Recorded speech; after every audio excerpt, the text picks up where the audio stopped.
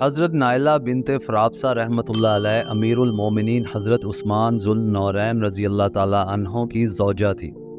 ان کا تعلق عرب قبیلے بنو کلب سے تھا اور ان کا خاندان کوفہ اور سرحد شام کے درمیان واقع ایک قصبے سمادہ میں آباد تھا۔ حضرت عثمان غنی رضی اللہ تعالیٰ عنہ نے سن 28 ہجری میں ان سے نکاح کیا۔ حضرت نائلہ رحمۃ اللہ علیہ نہایت دانا، ذہین اور نیک خصلت خاتون تھی۔ شعر و شاعری میں بھی درک رکھتی تھی اور نہایت فصیح البیان تھی۔ خود حضرت عثمان غنی رضی اللہ تعالیٰ عنہ ان کی عقل مندی اور اوصاف حسنہ کے مداح تھے۔ امیر المومنین حضرت عثمان رضی اللہ تعالیٰ عنہ سے نکاح کے بعد حضرت نائلہ رحمۃ اللہ علیہ مدینہ منورہ آئی تو وہ وقتاً فوقتاً ام المومنین حضرت عائشہ رضی اللہ تعالیٰ عنہما کی خدمت میں حاضر ہوتی اور ان کے خوان علم سے ریزہ چینی کرتی۔ ان سے کچھ حدیثیں بھی مروی ہیں جو انہوں نے حضرت عائشہ رضی اللہ تعالیٰ عنہما اور اپنے شوہر حضرت عثمان رضی اللہ تعالیٰ عنہ بن عفان سے روایت کی ہیں۔ سن 35 ہجری میں امیر المومنین حضرت عثمان رضی اللہ تعالیٰ عنہ کی شہادت کا المناک سانحہ پیش آیا۔ جس وقت باغی دیوار پھاند کر کاشانہ خلافت کے اندر گھسے اور امیر المومنین پر حملہ کیا، حضرت نائلہ رحمۃ اللہ علیہ ان کے پاس بیٹھی تھی۔ ایک شکی نے جب قرآن مجید کی تلاوت میں مشغول ضعیف العمر امیر المومنین حضرت عثمان بن عفان پر تلوار سے وار کیا تو حضرت نائلہ رحمۃ اللہ علیہ نے اس وار کو اپنے ہاتھ پر روکا۔ اس سے ان کی 3 انگلیاں شہید ہو کر ہاتھ سے الگ ہو گئیں اور باغی امیر المومنین رضی اللہ تعالیٰ عنہ کی شمع حیات بجھانے میں کامیاب ہو گئے۔ شہر میں باغیوں کا زور تھا۔ 2 دن تک حضرت عثمان رضی اللہ تعالیٰ عنہ کی میت بے گور و کفن پڑی رہی۔ اس کو اعلانیہ دفن کرنا سخت پرخطر تھا۔ دوسرے دن رات کو چند باہمت اصحاب نے جان ہتھیلی پر رکھ کر شہید مظلوم کا جنازہ اٹھایا۔ اس وقت حضرت نائلہ رحمۃ اللہ علیہ اور دوسری زوجہ ام البنین جنازے کے ساتھ تھی۔ حضرت نائلہ رحمۃ اللہ علیہ کے ہاتھ میں چراغ تھا۔ حضرت جبیر بن مطعم رضی اللہ تعالیٰ عنہ نے بنظر احتیاط حضرت نائلہ رحمۃ اللہ علیہ سے کہا کہ چراغ بجھا دیجئے تاکہ باغی ہمیں دیکھ نہ سکیں۔ حضرت نائلہ نے چراغ بجھا دیا اور رات کے اندھیرے میں کل 17 آدمیوں نے شہید خلیفہ عرب و عجم کی نماز جنازہ پڑھی اور جنت البقیع کے پیچھے حش کوکب میں ان کو سپرد خاک کر دیا۔ حضرت نائلہ رحمۃ اللہ علیہ کو اپنے شوہر نامدار کی دردناک شہادت سے سخت صدمہ پہنچا۔ اس کے بعد انہوں نے اپنی زندگی میں دوسری شادی نہیں کی۔ جب بھی موقع ملتا لوگوں کے سامنے حضرت عثمان کے فضائل و مناقب بیان کرتی۔ حضرت عثمان شہید رضی اللہ تعالیٰ عنہ کا خون آلود کرتا اور حضرت نائلہ رحمۃ اللہ علیہ کی کٹی ہوئی انگلیاں شام میں امیر معاویہ رضی اللہ تعالیٰ عنہ کے پاس پہنچائی گئی۔ وہاں ان کو مجمع عام کے سامنے رکھا گیا تو ماتم برپا ہو گیا۔ حضرت نائلہ رحمۃ اللہ علیہ سے حضرت عثمان رضی اللہ تعالیٰ عنہ کی صرف ایک بیٹی پیدا ہوئی اور ان کا نام مریم تھا۔ حضرت نائلہ رحمۃ اللہ علیہ کے سال وفات کے بارے میں کتب اسیر خاموش ہیں۔ آج ہم جس عظیم ہستی کے بارے میں جانیں گے وہ ایک جلیل القدر پیغمبر حضرت زکریا علیہ السلام کی زوجہ، ایک منفرد نام والے اولو العزم نبی حضرت یحییٰ علیہ السلام کی والدہ اور ایک عظیم المرتبت خاتون حضرت مریم ام عیسیٰ علیہ السلام کی خالہ اور سرپرست تھیں۔ ان کا نام حضرت الیشبہ الزبتھ، جن کا نام بعض روایات میں عیشا آیا ہے، بڑی باعظمت خاتون تھی کیونکہ اللہ تعالیٰ نے ان کے ذریعے ایک عظیم معجزہ ظاہر فرمایا۔ حضرت الیشبہ اور حضرت زکریا علیہ السلام دونوں میاں بیوی کا تعلق بنو اسرائیل سے تھا۔ بائبل میں حضرت زکریا علیہ السلام کو مقدس ہیکل سلیمانی کے ایک کاہن کی حیثیت سے پیش کیا گیا ہے، لیکن قرآن حکیم کی روح سے وہ ایک برگزیدہ نبی تھے۔ یہ الگ بات ہے کہ بنو ہارون کے 23 دوسرے خاندانوں کی طرح وہ بھی اپنی باری کے دنوں میں ہیکل مقدس میں بخور خوشبوات جلانے کی خدمات انجام دیا کرتے تھے، یعنی مقدس کے متولیوں میں سے ایک تھے۔ حضرت مریم علیہ السلام کی والدہ نے جب حضرت مریم علیہ السلام کو ہیکل کی نظر کر دیا تو حضرت زکریا علیہ السلام ان کے کفیل اور سرپرست بن گئے۔ دونوں میاں بیوی نے بڑی شفقت کے ساتھ حضرت مریم علیہ السلام کی پرورش اور تربیت کی۔ جب وہ جوان ہوئی تو ایک محراب حجرہ عبادت میں معتکف ہو کر شب و روز مصروف عبادت رہنے لگی۔ حضرت زکریا علیہ السلام جب کبھی ان کے محراب میں جاتے تو ان کے پاس کھانے پینے کی کچھ اشیاء موجود پاتے۔ وہ پوچھتے کہ یہ کہاں سے آئی تو حضرت مریم علیہ السلام جواب دیتی اللہ کے پاس سے۔ حضرت زکریا علیہ السلام اس وقت تک بے اولاد تھے کیونکہ ان کی اہلیہ حضرت الیشبہ بھانج تھی اور وہ خود بھی 80 یا 90 برس کے تھے۔ حضرت مریم علیہ السلام کی صالحیت اور بارگاہ الہی میں ان کی مقبولیت کو دیکھ کر ان کے دل میں بھی تمنا پیدا ہوئی کہ کاش اللہ انہیں بھی ایسی نیک اولاد عطا فرمائے۔ چنانچہ انہوں نے بارگاہ رب العزت سے دعا کی، اے پروردگار، میری ہڈیاں تک گھل گئی ہیں اور سر بڑھاپے کی وجہ سے بھڑک اٹھا ہے۔ اے میرے رب، میں کبھی تجھ سے مانگ کر محروم نہیں رہا۔ مجھے اپنے بعد اپنے بھائی بندوں کی برائیوں کا خوف ہے اور میری بیوی بھانج ہے۔ تو مجھے اپنے فضل خاص سے ایک وارث عطا کر دے جو میرا وارث بھی ہو اور آل یعقوب کے میراث کا مالک بھی، اور اے میرے رب، اس کو ایک پسندیدہ انسان بنائی ہو۔ ان کے جواب میں اللہ تعالیٰ نے فرمایا، اے زکریہ، ہم تجھے ایک لڑکے کی بشارت دیتے ہیں جس کا نام یحییٰ ہوگا۔ ہم نے اس نام کا کوئی آدمی پہلے پیدا نہیں کیا۔ حضرت زکریہ علیہ السلام نے عرض کیا، اے میرے رب، بھلا میرے ہاں بیٹا کیسے ہوگا جبکہ میری بیوی بھانج ہے اور میں بوڑھا ہو کر سوکھ گیا ہوں؟ تو اللہ تعالیٰ نے فرمایا، ایسا ہی ہوگا۔ تیرا رب فرماتا ہے کہ یہ میرے لیے ایک معمولی بات ہے، آخر اس سے پہلے میں تمہیں بھی پیدا کر چکا ہوں جبکہ تم کوئی چیز نہ تھے۔ حضرت زکریہ علیہ السلام نے عرض کیا، اے پروردگار، میرے لیے کوئی نشانی مقرر کر دے۔ ارشاد ہوا، تمہارے لیے نشانی یہ ہے کہ تم متواتر 3 دن تک لوگوں سے اشارہ کے سوا بات نہ کر سکو گے۔ چنانچہ وہ حجرہ عبادت سے نکل کر اپنی قوم کے پاس آئے اور اشارے سے ان کو ہدایت کی کہ صبح و شام اللہ کی تسبیح کرو۔ اس واقعے کے بعد حضرت الیشبہ امید سے ہو گئیں اور مقررہ مہینوں کے بعد ان کے ہاں حضرت یحییٰ علیہ السلام پیدا ہوئے۔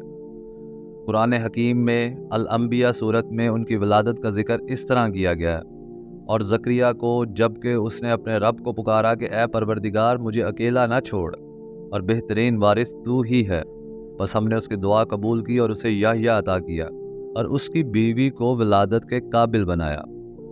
حضرت مریم علیہ السلام کی والدہ نے اپنی منت پوری کر کے جب ان کو ہیکل کی نظر کر دیا تو ان کی کفالت، نگرانی اور تربیت حضرت زکریہ اور حضرت الیشبہ علیہ السلام نے ہی کی۔ حضرت یحییٰ علیہ السلام کے بارے میں سورہ مریم آیت نمبر 14 اور 15 میں آتا ہے، ہم نے اسے بچپن ہی میں غیر معمولی دانائی سے نوازا اور اپنی طرف سے اس کو نرم دلی اور پاکیزگی عطا کی، اور وہ بڑا پرہیزگار اور اپنے والدین کے ساتھ نیکی کرنے والا تھا۔ وہ جبار نہ تھا اور نہ نافرمان۔ سلام اس پر جس روز کے وہ پیدا ہوا اور جس دن وہ مرے اور جس روز وہ زندہ کر کے اٹھایا جائے۔ حضرت یحییٰ علیہ السلام عمر میں حضرت عیسیٰ علیہ السلام سے 6 مہینے بڑے تھے۔ قدیم کتب میں ان کو مناد مسیح کہا گیا ہے کیونکہ انہوں نے حضرت عیسیٰ علیہ السلام کی تصدیق کی۔ وہ لوگوں سے گناہوں کی توبہ کراتے تھے اور توبہ کرنے والے کو بپتسمہ دیتے تھے، یعنی روح اور جسم کی پاکیزگی کے لیے توبہ کے بعد غسل کراتے تھے۔ اسی لیے وہ یوحنا بپتسمہ دینے والے کے نام سے مشہور ہو گئے تھے۔ ان کی زندگی نہایت زاہدانہ تھی۔ اونٹ کے بالوں کی پوشاک پہنتے اور چمڑے کا پٹکا کمر سے باندھتے تھے۔ عورتوں کی طرف ان کو مطلق کوئی رغبت نہیں تھی۔ وہ حکومت کے سپاہیوں سے کہتے تھے کہ کسی پر ظلم نہ کرو، کسی سے ناحق کچھ نہ لو۔ عام لوگوں کو ہدایت کرتے تھے کہ نماز روزے کی پابندی کرو، جس کے پاس 2 کرتے ہوں وہ اس کو جس کے پاس نہ ہو بانٹ دے۔ محصول لینے والوں نے ان سے رہنمائی چاہی تو ان سے کہا، جو تمہارے لیے مقرر ہے وہی لو، اس سے زیادہ ہرگز نہ لینا۔ وہ لوگوں میں اعلان کرتے پھرتے تھے کہ توبہ کرو کیونکہ آسمانوں کی بادشاہی قریب آ گئی ہے، یعنی حضرت عیسیٰ علیہ السلام عنقریب دعوت اللہ کا آغاز کرنے والے ہیں۔ جس زمانے میں حضرت یحییٰ علیہ السلام تبلیغ حق میں مشغول تھے، ان کے ملک کا یہودی فرما روا ہیرود اینٹیپاس سخت بد کردار شخص تھا۔ اس کی عیاشی کی وجہ سے سارے ملک میں فسوق و فجور کی گرم بازاری تھی۔ اس بدمعاش نے اپنے بھائی فلپ کی بیوی ہیرودیاس کو اپنے گھر میں ڈال رکھا تھا۔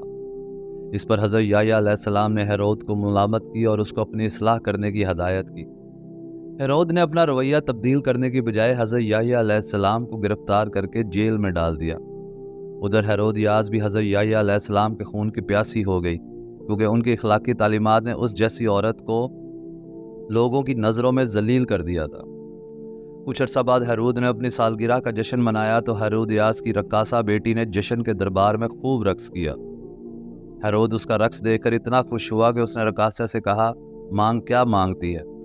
بیٹی نے اپنی فاحشہ ماں کے اشارے پر کہا، مجھے یونا بپتسمہ دینے والے حضرت یحییٰ کا سر چاہیے، اسے ایک تھال میں رکھوا کر منگوا دے۔ بدبخت ہیرود نے اسی وقت حکم دیا کہ حضرت یحییٰ علیہ السلام کا سر کاٹ کے میرے پاس لایا جائے۔ چنانچہ حضرت یحییٰ علیہ السلام کا سر کاٹ کر ہیرود کے پاس لایا گیا۔ اس نے اسے ایک تھال میں رکھوا کر رقاصہ کی نظر کر دیا۔ یوں حضرت زکریا علیہ السلام اور حضرت الیشبع علیہ السلام کے پاک باز فرزند، جن کو رتبہ نبوت پہلے ہی حاصل تھا، اب رتبہ شہادت پر بھی فائز ہو گئے۔ تو ویورز، یہ تھی آج کی ہماری ویڈیو۔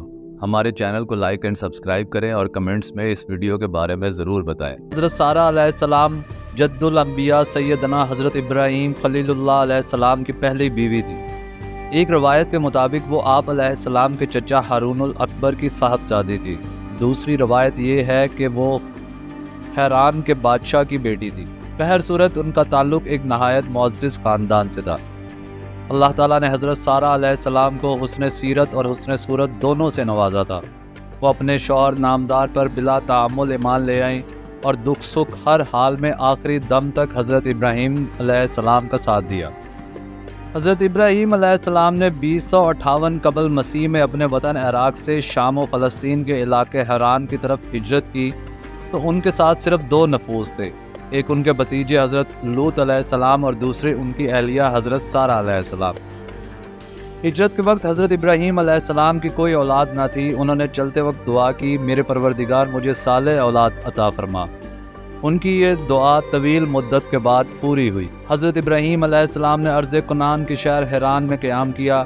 کچھ مدت کے بعد کنعان میں قحط پڑا تو حضرت ابراہیم علیہ السلام حضرت سارہ علیہ السلام کے ساتھ مصر تشریف لے گئے۔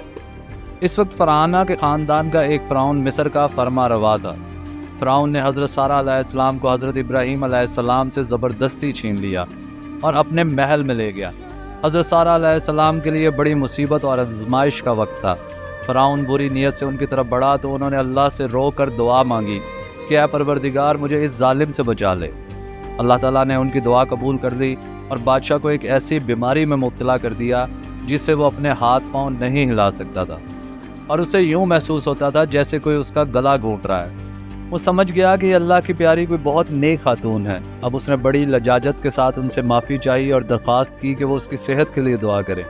حضرت سارہ علیہ السلام نے دعا کی کہ الہی یہ اپنے کیے پر پچھتا رہا ہے، اس کو اپنی رحمت سے اچھا کر دے۔ ان کی یہ دعا بھی فوراً قبول ہوئی اور بادشاہ اسی وقت ٹھیک ہو گیا۔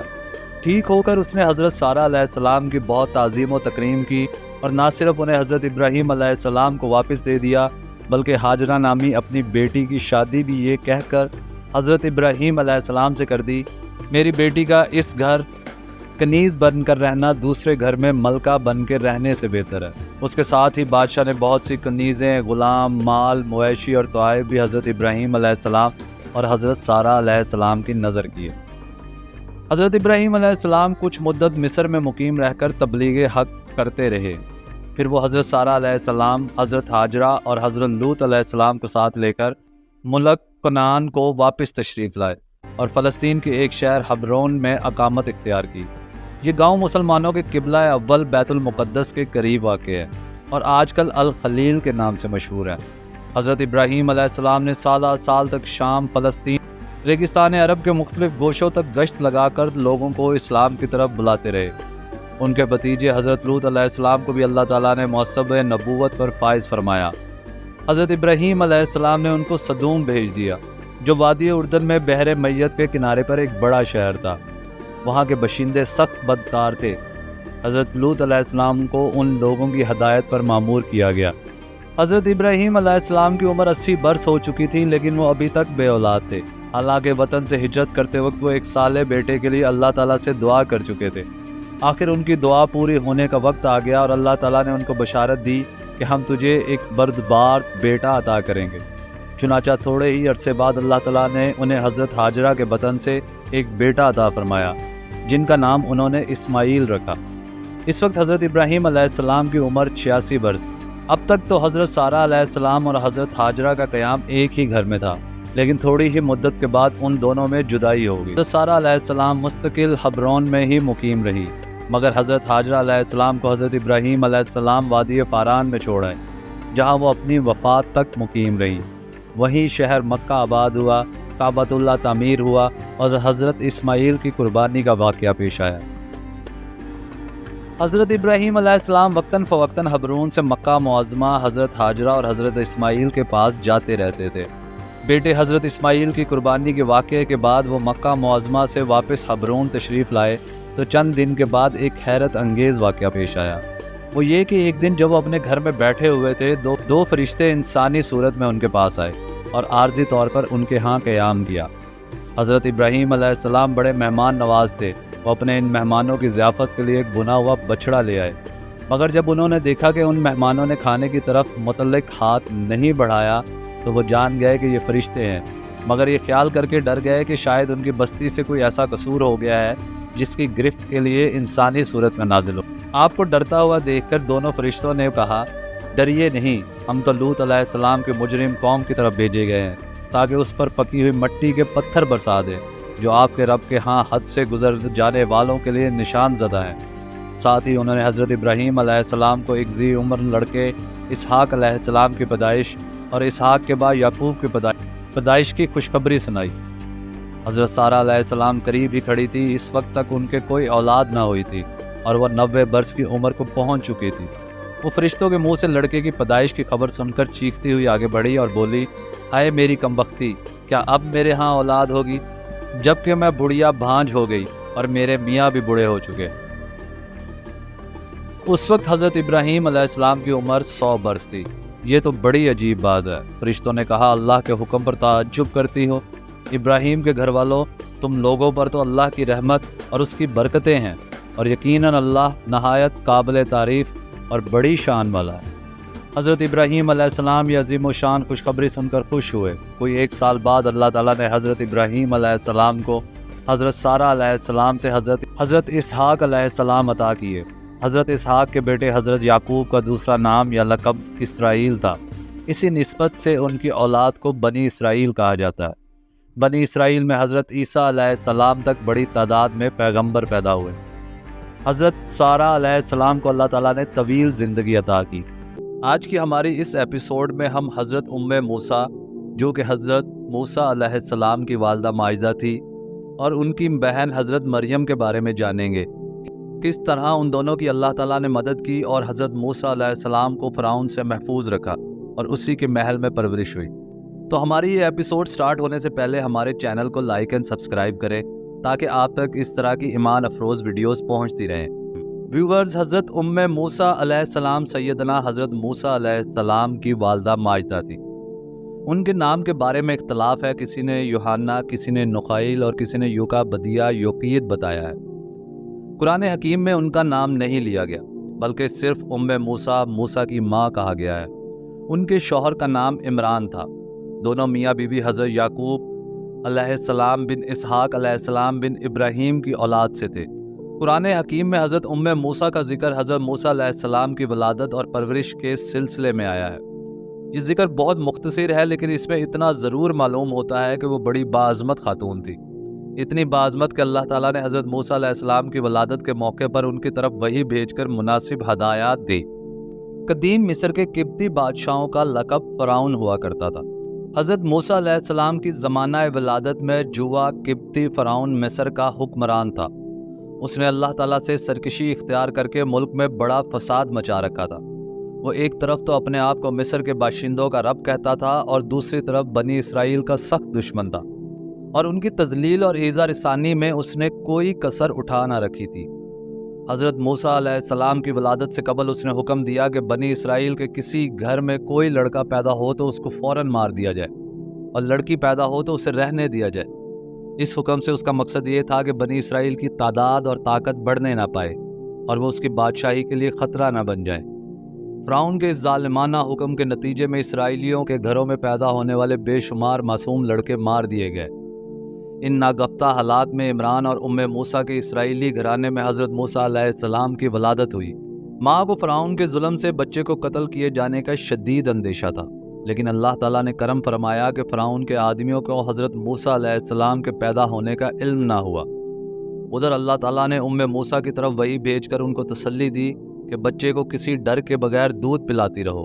ہاں، جب دیکھو کہ بچے کی جان کو خطرہ ہے تو اس کو دریا میں ڈال دینا، ہم اسے تیرے پاس واپس لے آئیں گے۔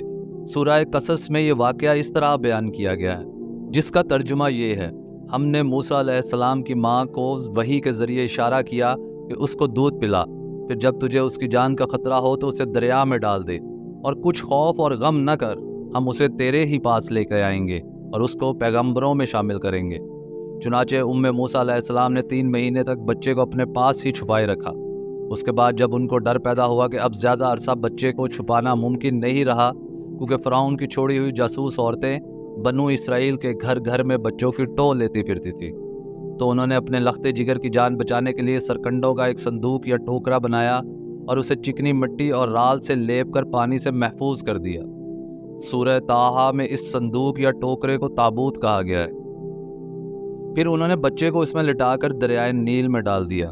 اگرچہ اللہ تعالیٰ نے موسیٰ کو اطمینان دلا دیا تھا کہ اس طریقے پر عمل کرنے سے نہ صرف بچہ محفوظ رہے گا، پھر بھی بچے کو جدا کر کے ماں کو مامتا نے بے قرار کر دیا۔ ان کی اس حالت کو قرآن حکیم میں اس طرح بیان کیا گیا ہے: اور موسیٰ کی ماں کا دل اڑا جا رہا تھا، وہ اس کا راز فاش کر بیٹھتی اگر ہم اس کا دل مضبوط نہ کر دیتے، تاکہ وہ ہمارے وعدے پر ایمان لانے والوں میں سے ہو۔ حضرت موسیٰ کی ولادت سے پہلے موسیٰ کے ہاتھ 2 بچے ہو چکے تھے۔ سب سے بڑی لڑکی مریم نامی تھی، ان سے چھوٹے حضرت ہارون علیہ السلام تھے، جو حضرت موسیٰ سے 3 سال بڑے تھے، جبکہ مریم علیہ السلام ان سے 10-12 سال بڑی تھی۔ بچے کو دریا میں ڈالنے کے بعد موسیٰ علیہ السلام نے ممتا سے مجبور ہو کر مریم کو اشارہ کیا کہ اس کے پیچھے پیچھے جا، یعنی دریا کے کنارے اس صندوق کے ساتھ ساتھ چلتی جاؤ اور دیکھتی رہو کہ اس سے کوئی پانی سے نکالتا تو نہیں۔ مریم نے اسی طرح کیا اور صندوق کے ساتھ ساتھ اس انداز سے چلتی گئی کہ دشمن کو اس کا پتہ نہ چلے۔ ادھر صندوق یا تابوت دریا میں بہتا ہوا جب فرعون کے محلات کے قریب پہنچا تو شاہی ملازموں نے اسے دریا سے نکال لیا اور لے جا کر بادشاہ اور اس کی ملکہ کے سامنے پیش کر دیا۔ باروایت دیگر بادشاہ اور ملکہ دریا کے کنارے سیر کر رہے تھے کہ ان کی نظر اس صندوق پر پڑی۔ انہوں نے حکم دیا کہ اسے دریا سے نکال کر ہمارے سامنے پیش کیا جائے۔ ملازموں نے فوراً حکم کی تعمیل کی۔ بادشاہ اور ملکہ کے سامنے صندوق کھولا گیا تو اس میں ایک نہایت خوبصورت بچہ پڑا پایا۔ فرعون کے ملازموں نے کہا، یہ بچہ کسی اسرائیلی کا معلوم ہوتا ہے، اس کو قتل کر دینا چاہیے۔ لیکن اللہ تعالیٰ نے فرعون کی بیوی کے دل میں بچے کی محبت پیدا کر دی۔ اس نے فرعون سے کہا، یہ بچہ میری اور تمہاری دونوں کی آنکھوں کی ٹھنڈک ہے، اس کو قتل نہ کراؤ، ہو سکتا ہے یہ ہمارے کام آئے یا ہم اس کو اپنا بیٹا بنا لیں۔ فرعون نے اپنے ملکہ کی بات مان لی اور بچے کو زندہ سلامت محل کے اندر لے جانے کا حکم دیا۔ اب ملکہ کو بچے کے لیے دودھ پلانے کی فکر ہوئی تو اس نے کئی عورتیں بلائی، لیکن بچے نے کسی کے دودھ کو منہ نہ لگایا۔ بی بی مریم شروع سے سب کچھ دیکھ رہی تھی۔ بچے کے محل کے اندر لے جانے کے بعد بھی گھر واپس نہ گئی، بلکہ ہوشیاری کے ساتھ محل کے آس پاس چکر لگاتی رہی۔ جب اس کو معلوم ہوا کہ اس کا ننھا بھائی کسی کا دودھ نہیں پی رہا اور ملکہ اس سلسلے میں بہت فکر مند ہے، تو وہ سیدھی محل جا کر ملکہ کے سامنے جا کھڑی ہوئی۔ میں آپ کو ایک اچھی اینا کا پتہ دیتی ہوں جو اس کو بڑی محبت اور خیر خواہی کے ساتھ دودھ پلائے گی۔ ملکہ فوراً راضی ہو گئی اور مریم سے کہا کہ اس عورت کو ابھی جا کر ساتھ لے آؤ، اگر بچے نے اس کا دودھ پی لیا تو ہم اس کو ملازم رکھ لیں گے۔ حضرت موسیٰ علیہ السلام پھر آغوش مادر میں۔ مریم اس وقت اپنے گھر گئی، والدہ کو سارا قصہ سنایا اور پھر انہیں ساتھ لے کے ملکہ کے پاس پہنچ گئی۔ ملکہ نے ننھے موسیٰ کو موسیٰ کی گود میں ڈال کر ان سے کہا کہ اسے دودھ پلاؤ۔ بچے نے ماں کی گود میں آتے ہی ان کا دودھ پینا شروع کر دیا۔ ملکہ خوش ہو گئی اور اس نے موسیٰ کو بچے کی اینا مقرر کر دیا۔ اسی طرح حضرت موسیٰ علیہ السلام پھر اپنی اماں کے پاس پہنچ گئے۔ قرآن حکیم میں یہ واقعہ اس طرح سورہ قصص میں بیان کیا گیا ہے، اور ہم نے بچے پر دودھ پلانے والیوں کی چھاتیاں حرام کر رکھی تھی۔ یہ دیکھ کر حضرت موسیٰ کی بہن نے ان سے کہا، میں تمہیں ایسے گھر کا پتہ بتاؤں جس کے لوگ اس کی پرورش کا ذمہ لیں اور خیر خواہی کے ساتھ رکھیں۔ اس طرح ہم نے موسیٰ علیہ السلام کو اس کی ماں کے پاس پلٹا لائے تاکہ اس کی آنکھیں ٹھنڈی ہوں اور وہ غمگین نہ ہو اور جان لے کہ اللہ کا وعدہ سچا ہے، مگر اکثر لوگ اس بات کو نہیں جانتے۔ حضرت موسیٰ علیہ السلام نے بچپن سے لے کر جوانی تک فرعون کے محل میں شہزادوں کی طرح پرورش پائی۔ اس عرصے میں ان کا اپنے ماں باپ کے ساتھ تعلق بھی قائم رہا اور ان کو معلوم ہو گیا کہ وہ فرعون کے خاندان سے نہیں بلکہ اسرائیلی ہیں۔ قرآن حکیم میں حضرت موسیٰ علیہ السلام کی والدہ اور بہن کے صرف اتنے ہی حالات ملتے ہیں۔ ان کو دیکھ کر یہ بات وثوق کے ساتھ کہی جا سکتی ہے کہ حضرت موسیٰ علیہ السلام ایک صالح اور برگزیدہ خاتون تھی۔ اسی لیے اللہ تعالیٰ نے ایک موقع پر حضرت موسیٰ علیہ السلام سے مخاطب ہو کر ان کی والدہ کا ذکر سورہ طٰہٰ میں ان الفاظ میں کیا: اے موسیٰ، یاد کرو وہ وقت جب ہم نے تمہاری ماں کو اشارہ کیا، ایسا اشارہ جو وحی کے ذریعے ہی سے کیا جاتا ہے، کہ اس بچے کو صندوق میں رکھ دے اور صندوق کو دریا میں ڈال دے۔ حضرت موسیٰ نے کب اور کہاں وفات پائی، اس کے بارے میں کتب سیر خاموش ہیں۔ ہماری یہ ایپیسوڈ اللہ کے نبی حضرت ایوب علیہ السلام اور ان کی اہلیہ حضرت لیہ علیہ السلام کے بارے میں ہے، کہ کس طرح مشکل حالات میں بھی وہ اللہ تعالیٰ کا صبر و شکر کرتے رہے، اور کس طرح رہتی دنیا تک حضرت ایوب علیہ السلام کے صبر کی مثال قائم رہے گی۔ تو ویورز، یہ ویڈیو سٹارٹ ہونے سے پہلے ہمارے چینل کو لائک اینڈ سبسکرائب کریں تاکہ اس طرح کی ایمان افروز ویڈیوز آپ تک آسانی سے پہنچتی رہے۔ تو ویورز، جیسا کہ بعض روایتوں میں حضرت لیہ علیہ السلام کا نام رحمتہ بھی آیا ہے، لیکن جمہور ارباب اسیر نے لیہ نام ہی کو ترجیح دی ہے۔ یہ صالح خاتون اللہ کے جلیل القدر نبی حضرت ایوب علیہ السلام کی اہلیہ تھی۔ انہوں نے گوں گوں مصائب و آلام میں جس صبر و شکر کا مظاہرہ کیا، اور پھر اپنے شوہر نامدار کی طویل بیماری کے دوران میں ان کی خدمت اور فرما برداری کا جو عدیم المثال نمونہ پیش کیا، وہ رہتی دنیا تک ان کا نام زندہ تابندہ رکھے گا۔ قرآن حکیم میں حضرت ایوب علیہ السلام کا ذکر بہت اختصار کے ساتھ ہوا ہے۔ ان کی ابتدائی زندگی اور دوسرے احوال کی تفصیل بیان نہیں کی گئی۔ تفسیر، سیرت اور تاریخ کے علماء نے مختلف کتابوں میں ان کے بارے میں جو کچھ لکھا ہے، اس کا خلاصہ کچھ یوں ہے۔ حضرت ایوب علیہ السلام کو اللہ تعالیٰ نے بے انتہا دولت، مال، مویشی، بے شمار باغات، زراعتی زمین اور کثیر اولاد سے نواز رکھا تھا۔ ہر طرح کی نعمتوں کی فراوانی کے لیے وہ ہر وقت اللہ تعالیٰ کا شکریہ ادا کرتے رہتے تھے، لیکن انہوں نے ان چیزوں میں کبھی دل نہ لگایا۔ ہر وقت یاد خدا اور مخلوق خدا کی خدمت میں مشغول رہتے تھے۔ صدقہ و خیرات میں بہت کثرت کرتے تھے۔ دسترخوان بہت وسیع تھا، اس پر سینکڑوں غربا و مساکین پرورش پاتے تھے۔ یتیموں اور بیواؤں کی کفالت، مسافروں اور مہمانوں کی خدمت کو انہوں نے اپنا روزمرہ کا معمول بنا رکھا تھا۔ ان کے ساتھ ان کی اہلیہ حضرت لیہ بھی عبادت الہی، صدقہ و خیرات اور نیکی کے دوسرے کاموں میں اپنے شوہر نامدار کے نقش قدم پر چلتی تھی۔ کرنا خدا کا ایک دفعہ حضرت ایوب علیہ السلام پر سخت آزمائش کا وقت آ گیا۔ ان کے کھیت اور باغات آفات آسمانی سے برباد ہو گئے۔ غلہ خانوں کو آگ لگ گئی اور اناج کا دانہ تک نہ بچا۔ سارے مویشی ایک وبا میں ہلاک ہو گئے۔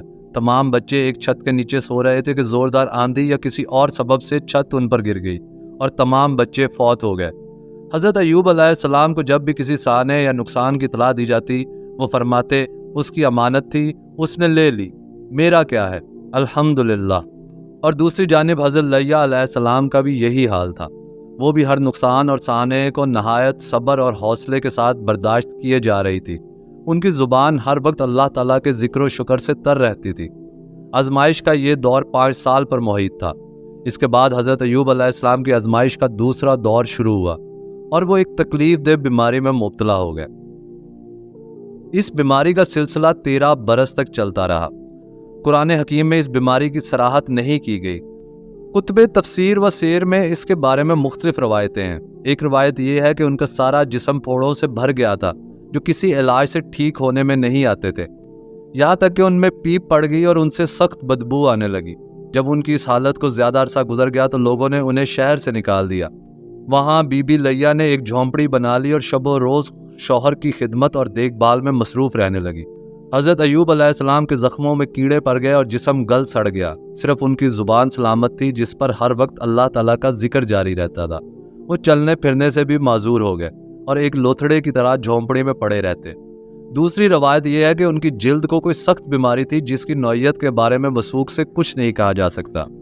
اور تیسری روایت یہ ہے کہ ان کی بیماری اس قسم کی تھی جس میں شدید اذیت ہوتی ہے، دکھ اور درد کی کوئی انتہا نہیں ہوتی، لیکن جلد یا جسم پر اس کا کوئی اثر نظر نہیں آتا، مثلا ہڈیوں اور جوڑوں کا درد یا مختلف قسم کے عصبی امراض۔ بعض جدید سیرت نگار اس طرف گئے ہیں کہ اللہ تعالیٰ اپنے پیغمبروں کو جزام، چیچک اور دوسرے گندے اور خوفناک امراض سے محفوظ رکھتا ہے، کیونکہ ایسی بیماریاں فریضہ تبلیغ ادا کرنے میں مانع ہوتی ہیں۔ حضرت ایوب علیہ السلام کا مرض تکلیف دہ تو تھا، لیکن ایسا نہیں کہ لوگ ان سے نفرت کرنے لگے۔ حضرت ایوب علیہ السلام کی طویل علالت حضرت لیہ کے لیے زبردست آزمائش تھی۔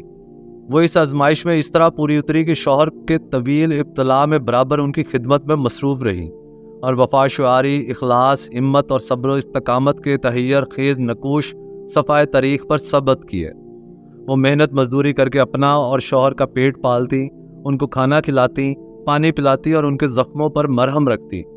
دونوں میاں بیوی کو آزمائش پر پڑے ہوئے مجموعی طور پر 18 برس گزر گئے تو ایک دن حضرت ایوب علیہ السلام نے دعا کی، اپنے رب کو پکارا، الہی مجھے بیماری لگ گئی ہے اور تو سب رحم کرنے والوں سے بڑھ کر رحم کرنے والا ہے۔ ان کی دعا کے جواب میں رحمت الہی جوش میں آ گئی۔ اپنے صابر نبی کی دعا قبول کرتے ہوئے اللہ تعالیٰ نے ان کو حکم دیا، اپنا پاؤں زمین پر مار، یہ ہے ٹھنڈا پانی نہانے کے لیے اور پینے کے لیے۔ حضرت ایوب علیہ السلام نے اپنا پاؤں زمین پر مارا تو وہاں سے ٹھنڈے اور شیریں پانی کا ایک چشمہ پھوٹ پڑا۔ انہوں نے یہ پانی پیا اور اسے غسل کیا تو وہ مکمل طور پر صحت یاب ہو گئے۔ اس موقع پر ان کو یہ حکم دیا گیا کہ تنکوں کا ایک مٹھا لے اور اس سے مار دے، اپنی قسم نہ توڑ۔ قرآن حکیم میں اس حکم کا پس منظر بیان نہیں کیا گیا، البتہ مفسرین نے اس کی تشریح اس طرح کی ہے کہ یہ حکم ان کی وفا شعار و صالح بی بی حضرت لیہ کے بارے میں تھا، کیونکہ ان کی طویل بیماری میں صرف حضرت لیہ ہی ان کے ساتھ رہی تھی، باقی سب ان کا ساتھ چھوڑ کر چلے گئے تھے۔ حضرت لیہ سے غلط فہمی میں کوئی غلطی ہو گئی تھی، جس پر حضرت ایوب نے ناراض ہو کر قسم کھائی تھی کہ تجھے 100 کوڑے ماروں گا۔ حضرت لیہ کی غلطی کیا تھی؟ اس کے بارے میں ایک روایت تو یہ ہے کہ ابلیس شیطان انہیں ایک بوڑھے دانا یا طبیب کی شکل میں ملا اور ان سے کہا کہ تمہارے شوہر کو شیطان نے بیماری لگائی ہے، اگر وہ شیطان سے مدد طلب کر لے یا اس کے نام کی قربانی ہی کر لے تو اس کی بیماری دور ہو جائے گی۔ حضرت لیہ بہت بولی بھالی خاتون تھی، انہوں نے مشورہ شوہر کو دیا تو وہ ناراض ہو گئے۔ دوسری روایت یہ ہے کہ شیطان نے ان کو یہ مشورہ دیا کہ تمہارا شوہر اگر خنزیر کا گوشت کھا کر اوپر سے شراب کا ایک پیالہ پی لے تو وہ صحت یاب ہو جائے گا۔ حضرت لیہ نے حضرت ایوب تک یہ بات پہنچائی تو انہوں نے ناراض ہو کر قسم کھائی کہ ایسے ناجائز کام کا مشورہ دینے پر میں تمہیں 100 کوڑے ماروں گا۔ لیکن یہ روایتیں مستند نہیں ہیں، اس لیے اس معاملے کو اللہ پر چھوڑ دینا چاہیے اور غلطی کی کرید نہیں کرنی چاہیے۔ خیر لب لباب یہ کہ اللہ تعالیٰ کو یہ منظور نہ ہوا کہ اس نیک بی بی کو 100 کوڑے پڑے اور حضرت ایوب علیہ السلام اپنی قسم توڑ دے۔ اس پر ذات رحیم و کریم نے حضرت ایوب علیہ السلام کی قسم یوں پوری کر دی کہ 100 تنکوں یا سینکوں والے جھاڑو کو 100 کوڑوں یا چھڑیوں میں بدل دیا، جس کے مارنے سے قسم کا کفارہ ہو گیا۔ حضرت ایوب کے صحت یاب ہونے کے بعد سارے عزیز و اقارب ان کے پاس پلٹ آئے۔ اللہ تعالیٰ نے ان کو مزید اولاد عطا فرمائی اور پہلے کی طرح مال و منال کی نعمتیں بھی۔ حضرت ایوب علیہ السلام کا عدیم المثال صبر ایک کہاوت کی صورت اختیار کر گیا۔ آج بھی جب کوئی صبر ایوب کے الفاظ استعمال کرتا ہے تو اس سے مراد صبر کا وہ اعلیٰ نمونہ ہوتا ہے جو حضرت ایوب علیہ السلام نے پیش کیا۔ حضرت ابراہیم علیہ السلام کی 2 بہویں مطلب حضرت اسماعیل علیہ السلام کی زوجہ حضرت رعلہ علیہ السلام کے بارے میں کہ حضرت رعلہ علیہ السلام کو ایک ایسی نیک نسل ماں بننے کا شرف حاصل ہوا جسے اللہ جل شانہ نے ایک عظیم منصب اور مقصد کے لیے منتخب فرمایا۔ مورخین کا بیان ہے کہ حضرت اسماعیل علیہ السلام اور حضرت رعلہ علیہ السلام کو اللہ تعالیٰ نے 12 بیٹے عطا کیے، جن کی اولاد عرب کے مختلف علاقوں میں پھیل گئی۔ قریش مکہ بھی انہی کی نسل ہے۔ اور حضرت اسماعیل کی دوسری زوجہ خاتون صدا بنت سعد کہ ان کی کون سی بات حضرت ابراہیم کو بری لگی اور انہوں نے گھر کی چوکٹ چینج کرنے کا حکم دیا۔ تو ویورز، ہماری یہ ویڈیو سٹارٹ ہونے سے پہلے ہمارے چینل کو لائک اینڈ سبسکرائب کریں۔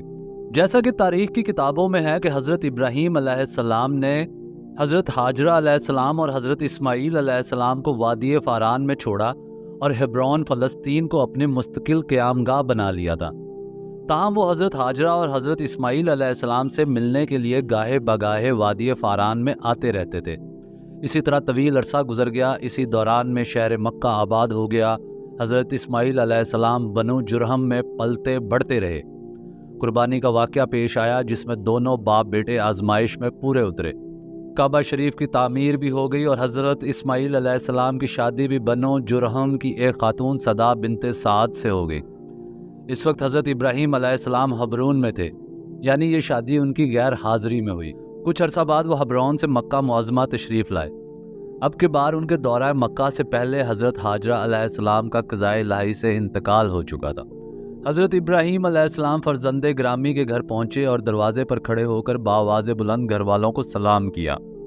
اس وقت حضرت اسماعیل علیہ السلام گھر سے باہر اپنے کام پر گئے ہوئے تھے اور صرف ان کی اہلیہ صدا گھر میں موجود تھی، یہ خاتون اطوار و عادات اور مزاج کے اعتبار سے اس بلند معیار پر پورا نہیں اترتی تھی جو ایک جلیل القدر پیغمبر کی اہلیہ کی شایان شان ہو۔ اس نے دروازے پر آ کر بڑی رکھائی سے حضرت ابراہیم علیہ السلام کے سلام کا جواب دیا۔ حضرت ابراہیم علیہ السلام نے اس سے پوچھا، اسماعیل کہاں ہے؟ اس نے بڑے خشک لہجے میں جواب دیا، ہمارے لیے رزق کے حصول کے لیے گئے ہیں۔ حضرت ابراہیم علیہ السلام نے پوچھا، کیا تمہارے ہاں قیام کرنے کی جگہ ہے؟ صدا نے ناگواری کے ساتھ کہا، واللہ نہیں۔ اب حضرت ابراہیم علیہ السلام نے اس سے پوچھا، اگر تمہارے ہاں کوئی مہمان آئے تو کیا تم لوگ اس کی خدمت کرتے ہو؟ صدا نے جواب دیا، ہم تو غریب لوگ ہیں، بڑی مشکل سے گزر اوقات ہوتی ہے، مہمان کی کیا خدمت کریں گے؟ صدا نے حضرت ابراہیم علیہ السلام کو گھر کے اندر آ کر آرام کرنے کے لیے بھی نہ کہا۔ اس پر وہ بڑے دل برداشتہ ہوئے اور صدا سے کہا، اسماعیل گھر آئے تو اسے سلام دینا اور میرا یہ پیغام دینا کہ اپنے گھر کی چوکھٹ بدل ڈالے۔ یہ فرما کر حضرت ابراہیم علیہ السلام مکہ سے حبرون واپس چلے گئے۔ حضرت اسماعیل علیہ السلام گھر واپس آئے تو صدا نے انہیں بتایا کہ آپ کی غیر حاضری میں ایک بوڑھے آدمی یہاں آئے تھے اور آپ کے بارے میں پوچھ رہے تھے۔ حضرت اسماعیل علیہ السلام فوراً سمجھ گئے کہ وہ بوڑھے آدمی ان کے والد گرامی تھے۔ اب ان کے استفسار پر صدا نے ساری گفتگو کی رودات سنائی جو اس کے اور حضرت ابراہیم علیہ السلام کے درمیان ہوئی تھی۔ اس کو سن کر حضرت اسماعیل علیہ السلام کو بہت دکھ پہنچا۔